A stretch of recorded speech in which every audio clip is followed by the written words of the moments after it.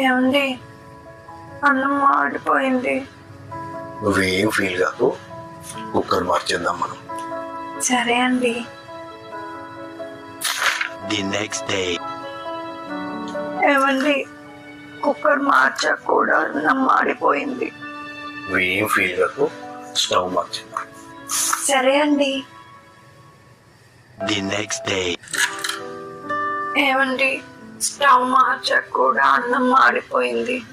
నువ్వేం ఫీల్ కాకు, ఈసారి బియ్యం మార్చేద్దాం. సరే అండి. The next day. ఏమండి, అన్నం మళ్ళీ మాడిపోయింది. మళ్ళీనా? అన్నీ మార్చేసినాక కూడా అన్నం మారుతూనే ఉంది.